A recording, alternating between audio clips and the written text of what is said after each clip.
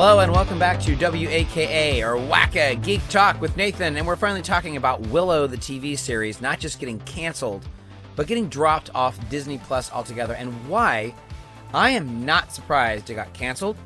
I am surprised it got dropped off the service completely. However, I do want to stamp out one rumor that's out there, which is that, it's free to keep it up on the streaming service, and there's this conspiracy theory about why would you drop it when it's free. It's not free to keep it up on the streaming service for Disney Plus. And I worked behind the scenes in Hollywood for many years, and I can just tell you, it is not free to do that. So they're trying to save money, but why would they choose this show to drop? Because it's so new, and a lot of people who hadn't got around to even watching it yet. But that's part of the problem.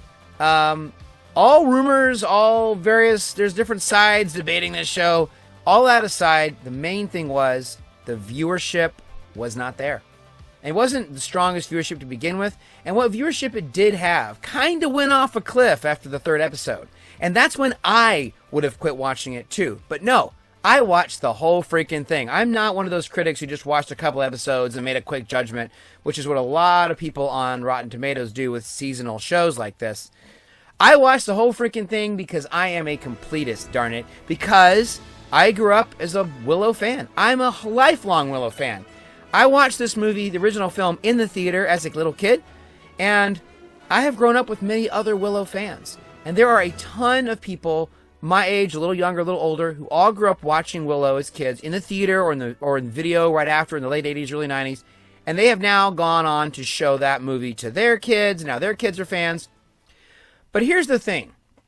Those people, for the most part, the majority of those demographic people, which includes I don't have kids, but I'm in the demographic same age as many of my friends who grew up with Willow. They didn't like the show.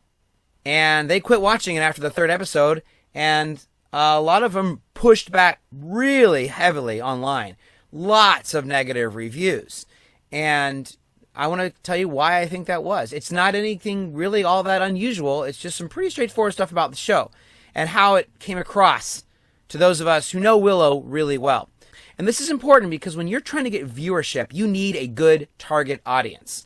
And whether your show is good or not may not matter as much as if you know who your target audience is. And here's my thing. I don't think the writer, John Kasdan, I don't think he knew what his target audience was. Because it's not those adults who grew up with Willow, and it's clearly not the kids they have now that are the age they were, because some of the show was too dark. A lot of parents felt like it was more serious and dark and violent than the film was. And so then who is it for? It seems to be from some target demographic in the middle of those two. It was some teenage age group or early 20s. And if that's your age group, you liked it, great. But I also know a lot of teens and people in their early 20s who didn't like the show either, or just plain didn't watch it because they didn't grow up with Willow. It wasn't part of their growing up, so they didn't really have a lot of interest in a sequel. Now, let's also say Willow's really a cult favorite film. It wasn't all that successful when it came out. It's become a cult favorite. It's charming. It stood the test of time. I love it. But I'm not going to say it's a perfect film. And more importantly, it doesn't have the audience that, say, Star Wars would have. It doesn't have the audience of Star Wars or Lord of the Rings or even Indiana Jones. So you're not going to guarantee everyone watching it like Star Wars, whether it's good or bad. So you really needed to make a good target audience, and I just think they missed that completely. And I'll tell you why. Why didn't it fit for those other two main groups?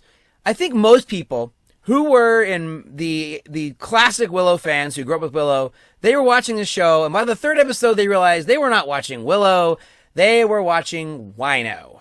Yes, Willow in Name Only. Because it doesn't feel like Willow. This show doesn't, even Willow who's in it doesn't feel like Willow a lot of the time, the way he's written.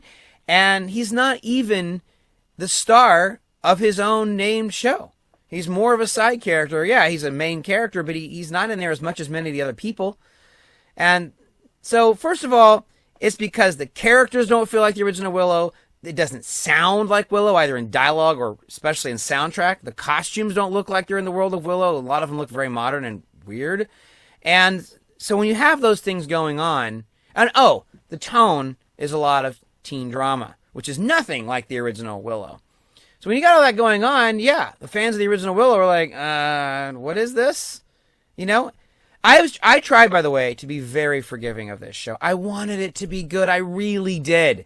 But let's talk about why the original Willow worked for those audiences. It's because the original Willow was a fantasy film that was fun. It had violence, it had romance, it had some scary parts, it had a lot of humor, and it was cool. You had all kinds of cool characters. This young Nelwyn father protecting a baby from an evil witch queen, and he has the help of an amazing swordsman, smart-talking swordsman, the classic Mad Mardigan, played wonderfully by Val Kilmer.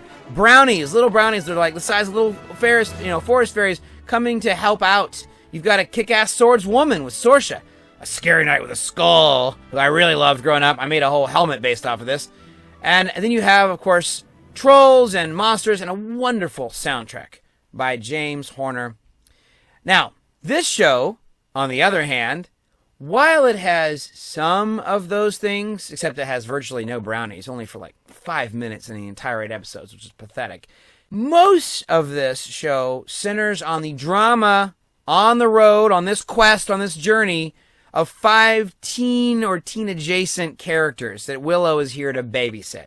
Now, there's a few that are older, but they all get killed off or eliminated pretty quickly, with the exception of the tall character here, who's a character named Boorman, played by Amar Chadha Patel. He's actually got some of the best dialogue of the group, but even he begins to act juvenile in that he puts the mission at risk several times by doing stupid, selfish things in a way that really doesn't feel like it matches the tone of the film at all. So why would they do this, though? Why would they focus the story on these characters and their kind of teen, early 20s drama and angst in a dramatic soap opera way? Well, I think it's because they wanted to have that. It's kind of like they wanted to have Dawson's Creek go to Willow. And sure enough, John Kasdan, who's the son of Lawrence Kasdan, helped write seasons 4 and 5 of Dawson's Creek, as well as being an actor. And it feels like that. Or if you want to take like a CW show like Riverdale, but goes to Willow World. So you've got here we've got a Laura Dana now who was a baby in the first movie, but now she's grown up. And she loves Prince Eric. But Eric's been kidnapped. And on the way to help rescue him, she realizes she might like this other prince more. But unfortunately, he is engaged to the princess, Kit. But Kit doesn't really want to marry him because she might be in love with her swordswoman sparring partner, Jade. And Jade turns out to be the daughter of... it's like, oh my gosh. Enough with that soap opera teen drama. This is... if that's your bag, fine, and you like that, but that has nothing to do with the tone or feel or vibe of the original Willow. You can have romance and drama and stuff, of course, in a story. Willow, the first film, does. But here we have very modern-sounding dialogue with idioms, and as the show goes on, it gets progressively more modern, saying like, I'm just not into your brother, I don't think, and things like that. Hearing those kind of phrases, modern slang and stuff, takes me out of the show. And then, of course, I said it doesn't look like Willow. That's because while you got these teens doing this modern dialogue, they're wearing costumes that sometimes actually end up looking modern, or at least the 20th century. I mean, look at this. Now, if I showed you this picture right here, you would not say, oh yeah, that's obviously Willow. No, these girls look like they're high-waisted jeans from the 1950s in Australia in the Outback or the Old West or something. This doesn't look like Willow.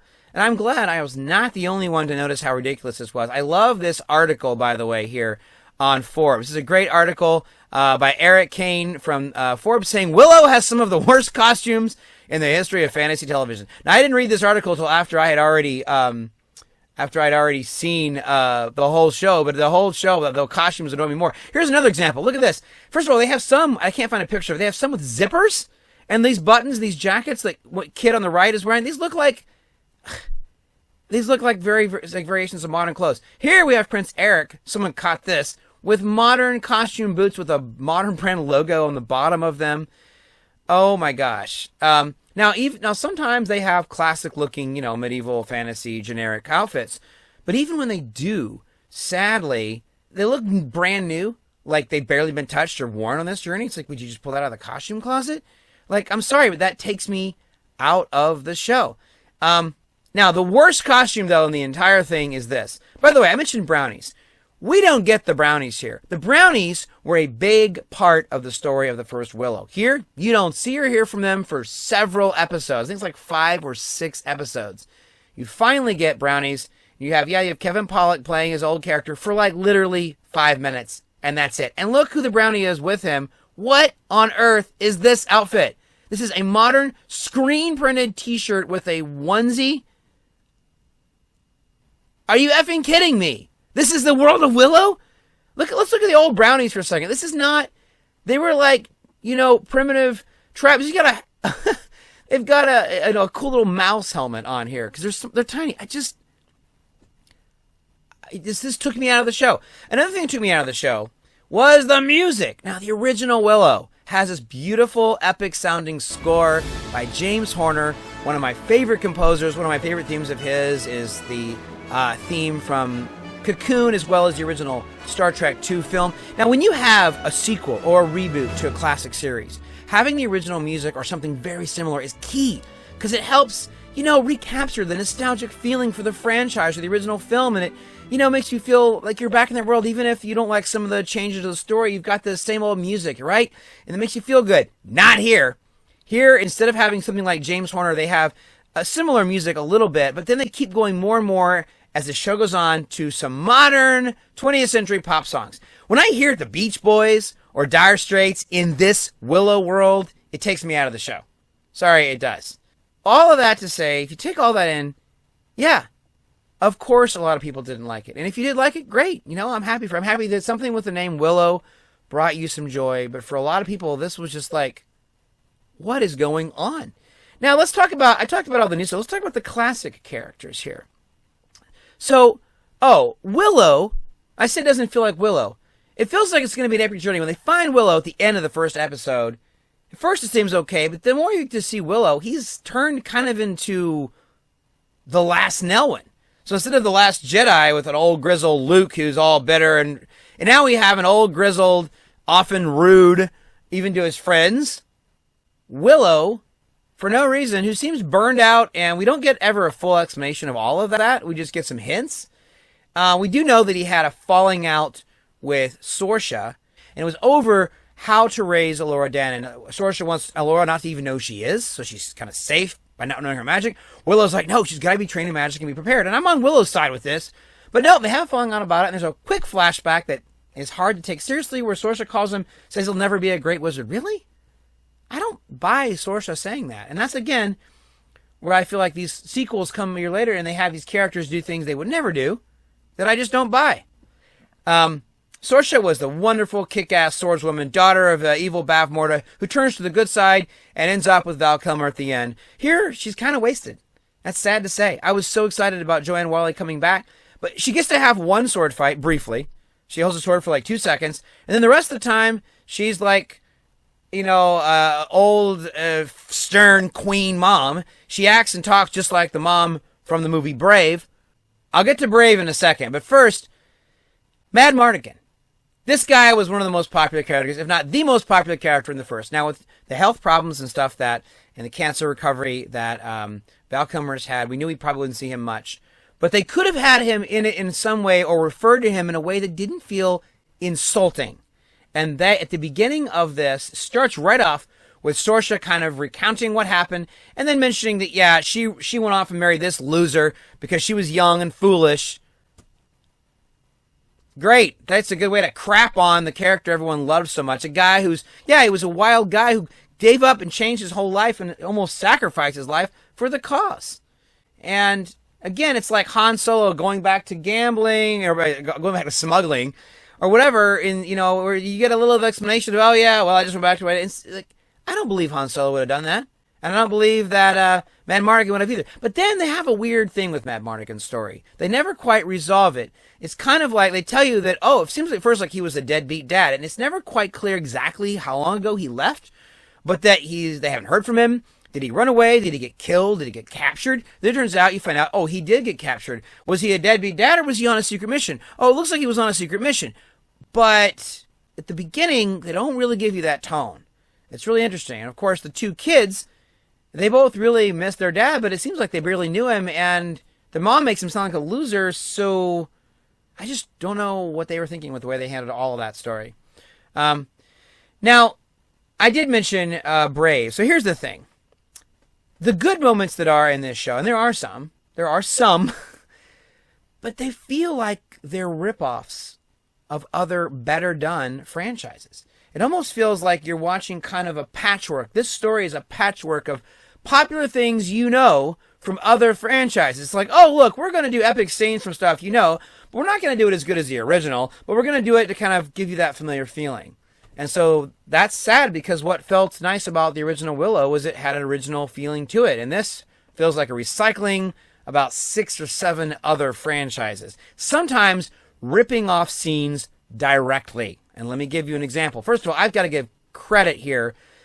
George the Giant Slayer, who I hadn't seen, I wasn't familiar with, but I watched one of his videos because a friend sent it to me when it showed how well he caught the Brave stuff at the beginning. So basically, the princess doesn't want to marry the prince she's engaged to, and she's really annoying about it. It's not like Brave, where she have some stranger for her hand, you know, having to compete. Here, it's more like, no, this is the son of the guy who's your allied country. You think she would have been prepared for this in some way, not such a shock or surprise.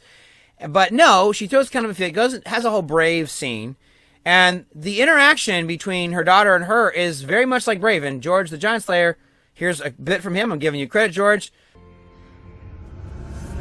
Bloody me. I've just about had enough of you, lass. You're the one that wants You me to... embarrassed them. You embarrassed me.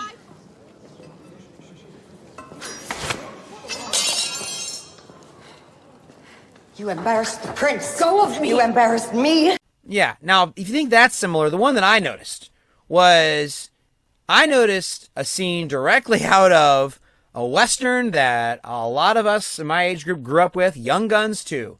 There's a scene where they have to get away, and a character comes running down the hill and yells something and gets the horses to go over the edge. They do the same thing here, down to some very specific moments. So here's a comparison of those two things. Because when I saw this, I was like, wait, what? How the hell did you get him to do that, huh? What's that mean anyway? Atsay. It's an ancient Navajo word. It means stop. Corbin, what are you doing?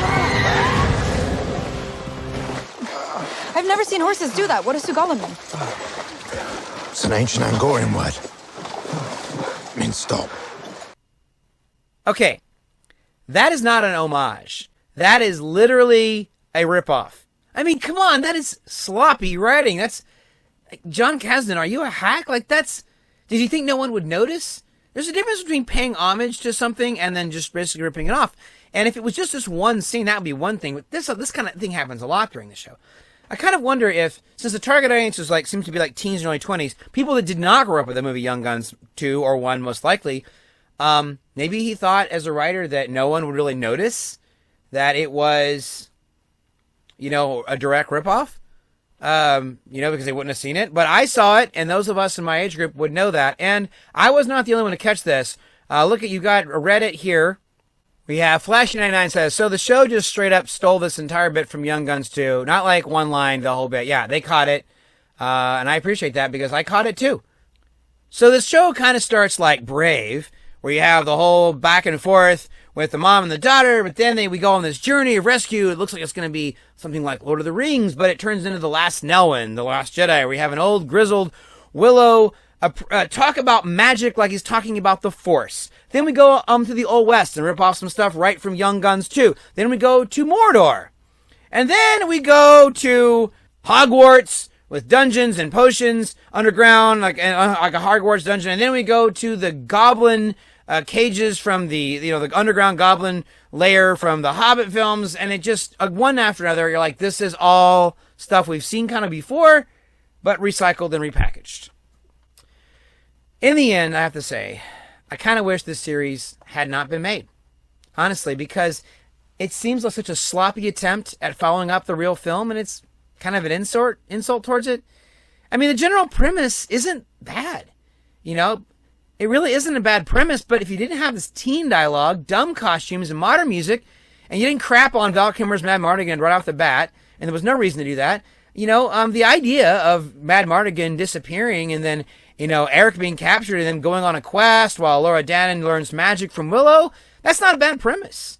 But, you know, give Saoirse more of something to do, maybe actually have some brownies in it, more Nelwyns, you know, and give the little people actors more screen time. It's just a massive missed opportunity. And so honestly, I feel like it's kind of an insult to the original film. And yeah, I'm kind of glad it's off of Disney Plus because I kind of wish it wasn't made. This is not the Willow I want. I have every Willow thing. I even have the Willow game from the 80s, the Willow role-playing game. Like, it's like Dungeons and Dragons level stuff, okay?